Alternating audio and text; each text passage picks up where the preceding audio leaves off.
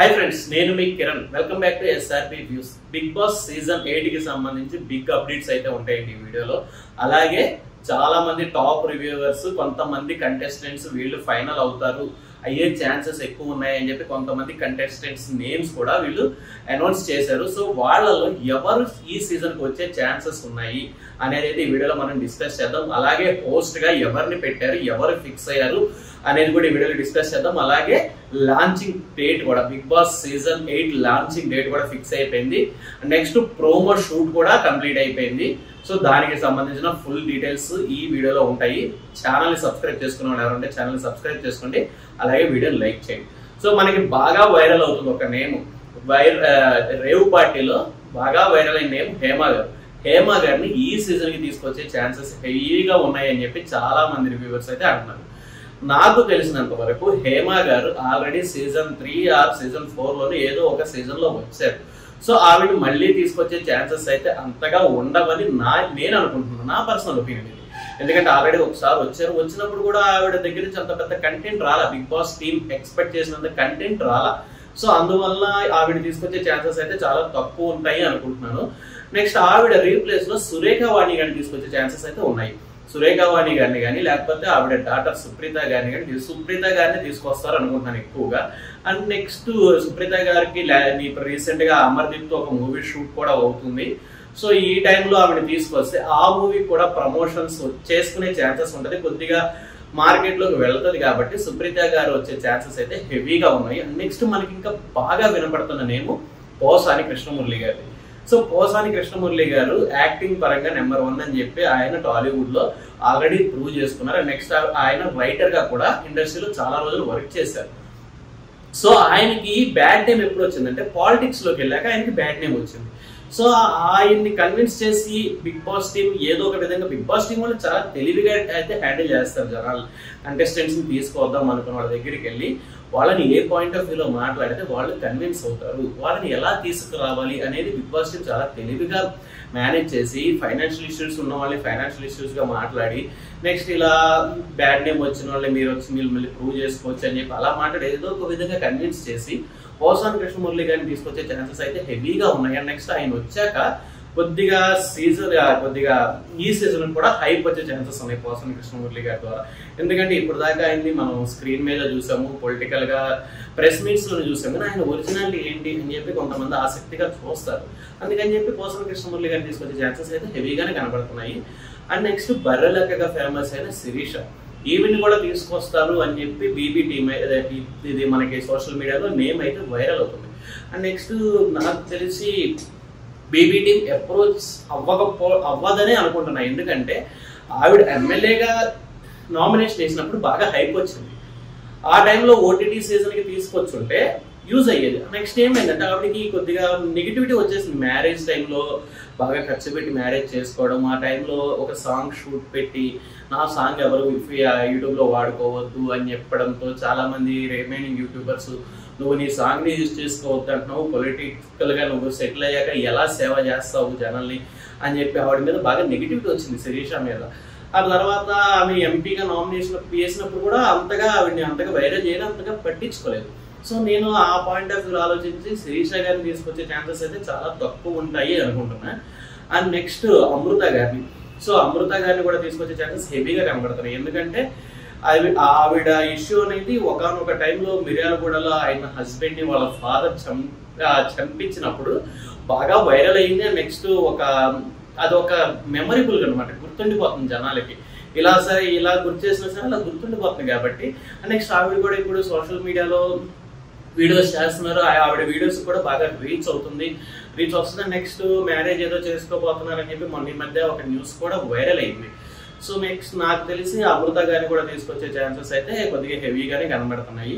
So ఆవిడ కూడా రావచ్చు, ఎందుకంటే కొద్దిగా ఫైనాన్షియల్ ఇష్యూస్ ఉన్న, నెక్స్ట్ సోషల్ మీడియాలో ఇంకొద్దిగా ఎక్కువగా సర్క్యులేట్ అవ్వచ్చు, దాని ద్వారా కొద్దిగా ప్రమోషన్స్, ఎందుకంటే ఆవిడ ప్రమోషన్స్ కూడా చేస్తున్నారు కాబట్టి ఇలా బిగ్ బాస్ హౌస్ లోకి వచ్చి బయటికి వెళ్తే కొద్దిగా ఛాన్సెస్ ఉంటాయి కాబట్టి ఆవిడ కూడా వచ్చే ఛాన్సెస్ అయితే హెవీగానే ఉన్నాయి.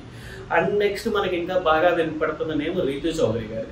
సో రీతు చౌదరి గారు కూడా వచ్చే ఛాన్సెస్ హెవీగానే ఉన్నాయి. ఎందుకంటే రీసెంట్ గా ఏదో ఒక ఛానల్లో హోస్ట్గా అయితే చేస్తున్నారు.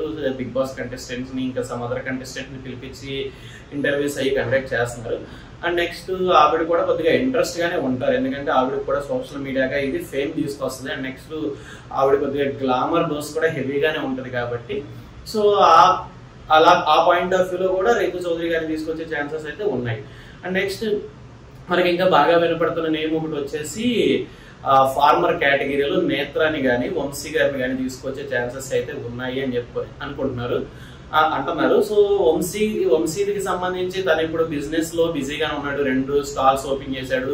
తను వచ్చే ఛాన్సెస్ అయితే చాలా తక్కువ కనబడుతున్నాయి. నెక్స్ట్ వచ్చినా కూడా ఇప్పుడు ప్రతి ఒక్కళ్ళు తన డైవర్స్ గురించి దాని గురించి ఎక్కువగా మాట్లాడతారు కాబట్టి కాంట్రవర్సీ అవుతుంది. అందుకని చెప్పేసి బేబీ టీమ్ అప్రోచ్ అవ్వచ్చు, ఇది ఒక కాంట్రవర్సీ అవుతుంది అని చెప్పి. లేదు ఇద్దరిని తీసుకొచ్చేసినా కూడా మనం ఆశ్చర్యం అవసరం, ఎందుకంటే మనం ఇంతకుముందు హిందీ బిగ్ బాస్ లో కానీ హిందీ బిగ్ బాస్ లో బాగా జరిగింది.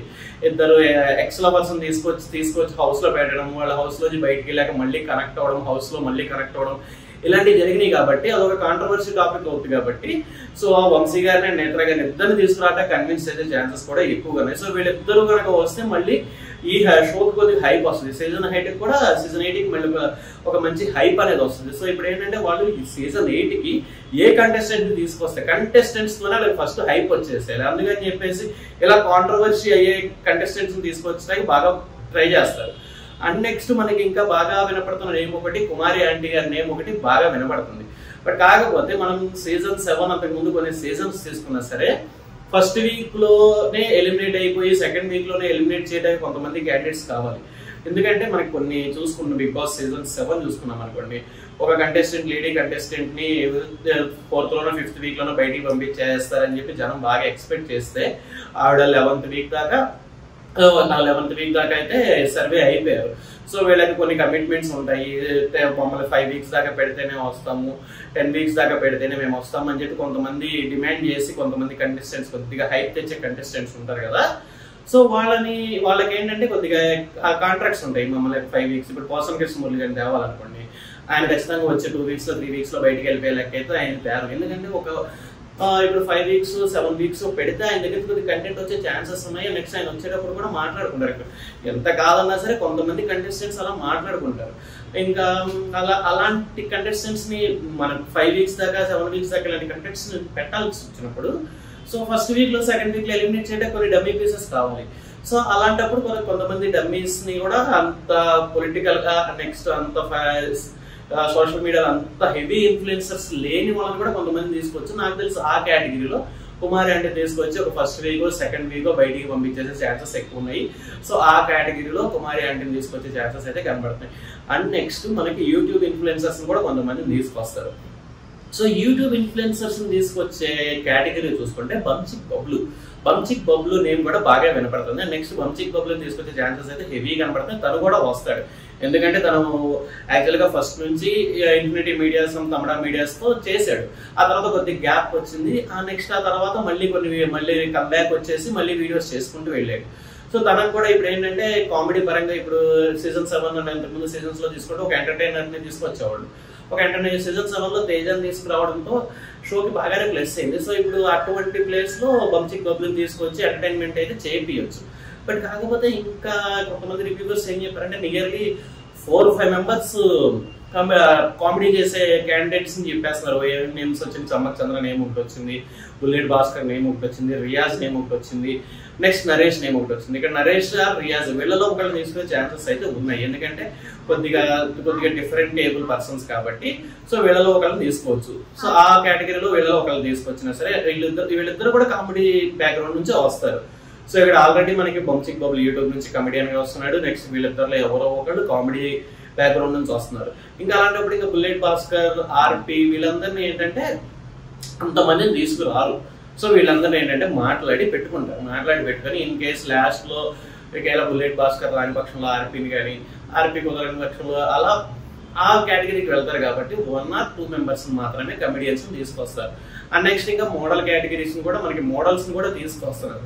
సో ఈసారి లేడీ మోడల్, ఫీమేల్ మోడల్ ఒకటి, మేల్ మోడల్స్ కూడా తీసుకొచ్చే ఛాన్సెస్ కూడా హెవీగా ఉన్నాయి.